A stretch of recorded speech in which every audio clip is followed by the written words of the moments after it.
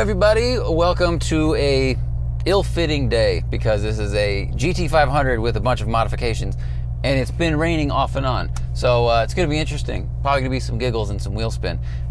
This is Robert. Robert, thanks for driving up again. Yeah, no problem. Robert was up here. We drove his car. He had a 2009 Corvette? No. 2015. 14.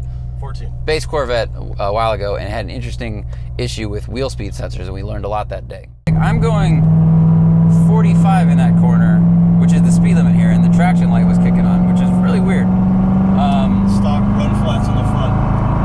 Bad? Okay, so we have Pilot Super Sports in the back. Yeah, it's still Pilot Super Sports, but they're the zero pressure run flats. But they're the run flats in the front. Oh, okay. It's only 245 width up front. Okay, so you upgraded. So the rear tires are 305s now, which are upgraded, but the fronts are still 245. I gotcha. Robert hit me up when he got a new car. He got this GT500, sent me his wheel well link, and if you guys want to submit your car for a review and a drive, Wheel Well is our partner again. They are sponsoring the show, and if you don't know what they are a parts supplier, shop, and they also are a social media destination for car people. So instead of flooding Facebook with pictures of car parts and questions and things that your family doesn't care about, you can do the same thing on Wheel Well, and it's just car people. Share mods, share ideas, share photos, all that stuff. It's a really cool thing to do. And if you're buying parts, you can go to their storefront, punch in our code, which is TST, and you get 15% off, and they have lots and lots of parts. So check it out. And speaking of parts, there's a lot on this car. When you bought it, was it stock or did you modify it yourself? I flew out to Madison, Wisconsin. It was 100% stock. Had 11,000 miles on it. It was the original owner, some elderly man. 100% Makes so stock. much sense. Nothing done to it. Just rode like a boat, just how you would expect. Just full of cheese there, up there in Wisconsin. All right. And drove it all the way down. Did the suspension, did the brakes, added a Whipple blower, added some tires. I can go through the list if you want. I mean, if you want to see the full list, because it's pretty long, they can go to the link. But you've basically done. You added power, but luckily you also added brakes and tires, and you did kind of what I'd say is like entry-ish level handling components, like you did a panner bar, adjustable pannered bar, lower control arm relocation brackets, lower control arms. I did Coney struts and shocks. I did BMRs, linear rate handling springs. I did camber bolts. I did the Hawk HPS 5.0 brake pads up front, and then I did the 13 to 14 GT500 rotors in the rear with the stock pads. I did a Gen 3 Whipple 2.9 kit, carb legal unit, 100% stock exhaust is what 50 state legal, right? Yeah, 50 state legal unit. It's amazing. With Whipple's tune, and I putting down 675 horse rear wheel with 611 torque, and I dynoed it at the same place I do all my cars over at European Auto Source in Anaheim. The dyno sheet is awesome. I'll throw up a photo of it because your horsepower is just like a really nice 40-degree angle that just kind of grows up and then drops off right at the end. Yep. And it was amazing how much everything increased. I mean, anytime California passes a law, everyone's like, oh, why do we have to do this? You can make a lot of power with the right platform and make it legal and it's clean and stuff. 675 wheel, it's a lot. Yeah. It's a lot, internet. And it's like you can get these power gains and stay legal. It's just it costs a lot of money. It's not as cheap as going like a TVS 2.3. I don't want to go the TVS 2.3 route that a lot of the guys are running, that they're taking them off the 13 to 14s. You go the smaller pulley and you're creating all this heat. Oh yeah, and I have a dual fan. Yeah, I have a dual fan, dual pass heat exchanger. Like if you overwork, whether it's a turbo, supercharger, engine, if you're making too much heat and you're overstressing it, like you're not going to be making much power, and the power's going to fall off really quick. And whereas if you go bigger blower, it's not working as hard. And I'm only going 15, 16 pounds on a 3-inch pulley, so I'm staying nice and cool. And I saw that when I was dynoing it. We went 4 to 5 dyno runs, and it was just consistent, 670, 675. That's good. You want to underwork engine, parts, everything. Like I drove this F-150 shop truck recently, but it had like 900 crank horsepower. Oh my God.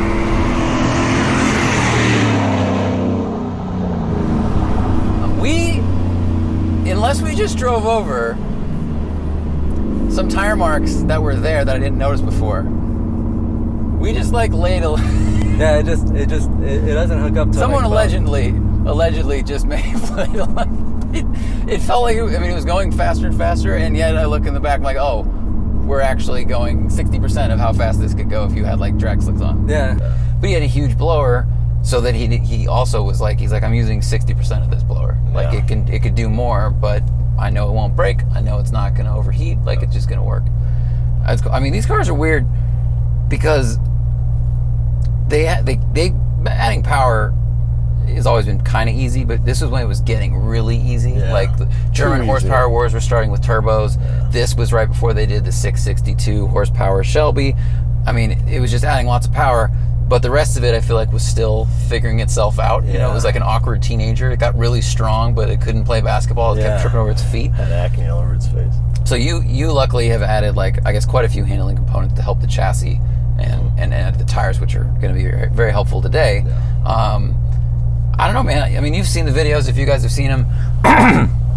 Excuse me. I've driven a couple of track or corner-oriented GT500s and been really surprised and pleasantly surprised with how they do. 3,900-pound car with 57-43 weight distribution stock. It's like, it's not good, it's not. But you do the right stuff and it surprises you. It becomes manageable. Yeah. How's your turning radius? Oh, it's really bad. Okay. All right, we'll go straight. It's really bad. We're going to catch those people, but I'll turn around up there. I like when it's telling you to upshift and we're about 2,200 RPM. It's like, you could. Well, I got the torque. Yeah. These sound so cool. And it's wheel spin. Okay.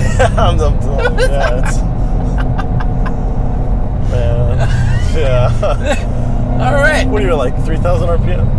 Maybe, 3,000 RPM. Added 5% more throttle at a 3-degree turn. This is like submarine turns, like 2 degrees down bubble, and we do a burnout. Yeah. That is really funny. I think I'll turn around because the road is straighter that way. Sure. Which is beneficial for what we want to do, which is just drive. Yeah. So while I turn around, why did you decide to go from a more modern Corvette, a platform that's kind of more aimed at track work, to this? Like, what drew you to the GT500? The thing with the Corvette is I kept breaking stuff. If anybody who's ever owned a C6 or a C7 and has warped a torque tube, they know what I'm talking about. It's expensive. You're breaking rear axle shafts. Just things kept breaking, and it didn't have that, that I wanted. And I remember when we did that review, I said I'm probably going to sell this, and I want to get a GT500. Right, you did. When I first got it, it was stock. Drove it, it was meh. They're not fast stock. Did everything that I've done to it, and now it's a really fun car. I wanted that whine. I wanted the power. Because you're a straight line speed kind of person, right? This I'm gearing towards road courses. I just did a pure track event over in Anaheim in an autocross, and it is hilarious. Something this big on a How did it do? How did it feel? It did pretty good. It actually did pretty good. It got, you got to understand, there was like Lamborghinis there. There was like these 911s that I don't know the names of, and it got like 7 out of 16 or whatever. And the guy who owns it approaches us in the car. It was me and my buddy in the car on the track, and he's like, if you don't stop drifting, we're going to have to ask you to leave. He knows who he is if he's watching this. But was he driving this? Or, sorry, what was he driving? No, who? Your friend. Oh, I let him drive this. Oh, yeah. Yeah. Yeah, I mean, autocross is like, it's tight. So it's first and second gear for most cars, pretty much everything, unless it's purpose built. And in a car with this much torque, with this tall gearing, it's going to be hard to not slide, especially, trying to make those tight, lefts or rights, those U-turns they put in there. Yeah. It's going to be really hard. And then once you start doing a burnout, you're like, I just want to keep doing it because it's so fun. Yeah. I would get thrown out of autocross too. So I'm definitely being a little careful because it's wet. I don't know how wet it is. I don't really want to find out how wet it is. So, I'm going to be driving a little bit slower than you've seen me in the past, people, but it's okay. I'd rather have the car in one piece. I know we differ on this. There's actually a good argument. I think this is one of the best looking generations of Mustang. It was the early step into the nostalgia retro design, and I just think it looks the right size, and kind of simple, and now they've gotten like, they're bigger and they're more aggressive looking, and the eyes are getting all, you know, pissed off. And I just think these are kind of a little truer to the 60s cars. But you think they look like... They look like toads. I think they're kind of ugly. I'll give it to them, but if they're cheap, make a bunch of power, like chucking a little bit of change at them, and I don't know. I like it. No, that was great. You pulled in, I was like, I love the way you look, and you're like, I don't. You're like, but you have one. Yeah, I took off the stock blue stripes and I went the black ones. That's a good decision. Yeah. I think it looks good, especially, I don't know, matches the wheels. Everything's kind of like black and white, silver. It's got a good theme going on to it. I just think it's like a simple shape. I mean, they've been good looking since they switched to the retro look, and I don't know. There's a lot of things that influence the design of cars, pedestrian crash safety, all that. Anyway, straight away. Oh! It's those 331 rear end gears, the stock ones. They're tall. Yeah, they are. It goes. I mean, we're in third. We don't need to downshift. We also don't need to upshift. And we don't need to get behind that van again, so we won't. Yeah. That sound! Oh man, how addictive is that? I didn't get that with the C7. No, you don't. Yeah, that's a real special. If you could snort that sound, Charlie Sheen would have, because that is a really addictive, really addictive sound. That's just fun. These are just such fun, silly cars. And for a long time, in stock form, all they did was they did burnouts. You know, they were like, the weight balance was weird. They were kind of heavy. They didn't put enough tire under them in stock, in my opinion. And then now people are starting to, like, you know, lock the pieces together with subframe connectors. You do the right suspension mods, and they turn pretty damn good. Yeah. And they're pretty fun. I mean, you know, a Cayman might beat you on a road course, but I think you'll be smiling more. Oh, I know. God, because see, there's a sense of like, I don't know. There's an energy about that kind of engine and sound that you won't get. Even when you get to redline, like it continues to build power. You know, and it doesn't want to stop. The reason I stop is so it doesn't go kaboom. Yeah, that's a good idea. Yeah. Kaboom is bad. But you know, I really like my car, and I think it does a lot of things well. But it definitely lacks. It lacks that. It lacks this like pissed off bull charging through like a building feeling of like noise, fury behind you.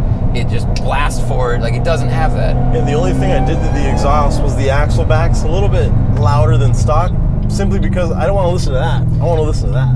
Oh, that's a good point. I wanted to hear the whine. Yeah, and you know, loud cars are really fun, but at a certain point, it's going to annoy you. It'll annoy the public first, but it's going to annoy you too. And getting a headache on the highway from driving your own car, you feel real dumb.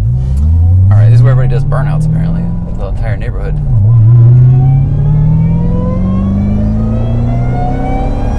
It's just a really nice progressive tune. It's fun to have the power punch at the bottom, but if they do that too much, like they do with a lot of, you know, new BMWs, like they make peak torque at 1700 and it's all at once. When the M4 came out, it was just too much power down low, and it not only is it not fun, it makes it really difficult to drive and to add power coming out of corners. This is like, you're making way more power than those cars, but the ECU manages how much you get and when, and it makes it feel like a safer car to drive. You ever driven one of these stock? Yeah, a long time ago. All it did was burnouts. Even with traction on, all it did. I mean, I was kind of trying, like, let's be real, but I remember it had the rear tire size was laughable, and the brakes felt like they were not even close up to the task. It felt like a 6-year-old trying to manage a hospital. Like, I don't know how to do this. I was just like, what it did tell me is it reminded me of old muscle cars in the truest sense, but I was hoping for a little bit more technology and modernism in them. But, you know, stock, they're, 480 horsepower, 500 torque. And no, it's other way around. Other way around? Yeah, 500 horse and then like 480 torque. Yeah. Probably correct. Dude. I mean, look, the steering weight is nice. The steering feels pretty good. One of the other ones I drove had a smaller steering wheel, which helped the feedback a good amount. I would say, like, if you're going to do like lots and lots of track stuff, you could go to a 1-inch smaller wheel, and it adds a lot of steering feel, because this is just, I don't know what it is, if it's the design of the geometry, or just like what controls the feedback coming through the wheel. It's there, but it's not that strong. So the last GT500 you said you drove was 11 to 12 or a 13 to 14? No, it was a black one that Craig, I think it was an 08. Oh, okay, never mind. All right, he was also full hydraulic steering rack. Yeah, full hydro rack. Before Ford went to. Dude. That's fun. It's definitely different when you're a passenger, because you're like, am I going to die? Right. Am I not? Hey, man, I don't know if we will either. We die like men. Yeah, we die like men, just screaming. I'm going to do one more and we'll turn around up there. What are your plans for this thing? A little bit more suspension. I should probably do a bigger brake kit, but at the same time, I don't want to go to a bigger size wheel. Good point. The more rubber I have, the better. No pun intended. I don't really know, because I just finished doing everything to it about a month ago. Everything just got dialed in. I'll probably have it for a couple years, and then, I don't know, I saw that new C8 coming out, and it's really going to be under 60 grand. I'm like, I don't know, that seems like a really attractive It'll car. be under 60 for the base one, but like, if you get a Corvette, you want the Z51 package, because it usually comes with like trans cooler, oil cooler, like everything you could need for serious track work. Pause. I mean, it all depends if I'm trying to stay like carb compliant, because you could easily throw a smaller pulley at this thing, a different tune, and you're looking at low 700s rear wheel. I don't think you don't need that. Yeah, exactly. Like, more isn't always better. Yeah. I guess I should phrase the question better, because a lot of times when I say, what are your plans with the car, it sounds like modifications. And actually, I guess I am asking that, but it's also like, what are you going to do with it? You want to take it autocross? You want to do like full road course days? I'm going to keep doing, exactly. Full road course days. I'm going to keep doing the autocross just because it's fun, not because it shines or it's great at it, but that's really it, Just get a better feel for it. Because I've had several Mustangs in the past, all of them solid axle. So I mean, I know how to handle them, but I feel like they can do quite a bit too with the panner bar and like other adjustments. Like they actually stick real well. Yeah, a Watts link would be would be the next step up, and that would really hold everything together. A lot of that bumping we were getting back there, you probably wouldn't be getting with that Watts link. Yeah, it's amazing how much. I mean, you guys should go find a video that explains like Watts link in the live axle, but there's way more movement happening, like forward, backward, and side to side in the back end than you'd expect. And like basically like the Watts link and panner bar just like start locking all that together, and then the shocks can do their thing. It's still not as good as IRS, but it makes a huge difference. Yeah, it does. Cool. This is fun. I would also say get some seats if you were doing like road course stuff, because these are generous in their size, and they're also like kind of slippery. And once you get really locked in the seat, and all you have to do is worry about how you're turning and shifting, it changes how the car feels. It changes where your mental focus is on the track. Like all that stuff is much better. Just a nice Recaro, like aftermarket. They're cool. Otherwise, these things are a hoot. Like I was tempted to buy a 2011 GT instead of my M3, but I really don't like the interior. I just think I look at them like, this looks like it's from the 90s. But you can't. This one looks like it's from the 80s then. Yeah. Well, it's basically the same thing. It's all they changed in like the 2011 generations. Like they got a little more green and more screens here, and like they changed those. But ultimately, you're paying for a big engine, in a recognizable shape. Like you got to cut costs somewhere. I totally get it. But they're a hoot, and I've been impressed with the number of people that have hit me up and said like, I have a GT500 track car. I did this, and like, if you keep them cool, they're really fun. Yeah. It's about fun. It's about a good time. That's it. And I just kind of wanted something that was really pretty good at kind of everything, but at the same time was also going to be comfortable if I wanted to drive it. Because I know if I got, just straight up racing seats, went to a smaller steering wheel and stuff, went to a louder exhaust and stuff, like it wasn't going to be anywhere near as comfortable as it is right now. True. Oh, Craig's car, you don't want to drive for more than an hour. Yeah. But like, you could get like some Recaros that still lean and move. Yeah. They just hold you better. But otherwise, don't just drive it. Don't change anything. That's cool. These are fun. These are a good time. These are a hoot. I still like them. My brain's gone because paying a lot of attention in the rain with 700 horsepower. Thank you guys for watching. Never count out the Underdog, even though the Underdog has a supercharged engine. And check out our Blip Shift page. We got new shirts like every month. Listen to the podcast. And again, if you have a modified car, focus on the modified word there, and you want to submit it, send an email and your wheel well link to thesmokingtire@gmail.com. I can't review cars unless you send me that wheel well link, just because they're a sponsor and that's how it works. But we really appreciate their partnership. They're a cool place to go to look at cars, share your car stuff with your friends. And again, if you want to buy parts, I was amazed at the number of parts they offer in their store. I was really surprised. It's coilovers, brakes, everything. And if they don't have what you want, email them and they can probably get it. So if you put in the code TST, you get a 15% discount. And that's not a bad thing to do. So hope you guys have a good day. Drive safe out there, and we will see you later.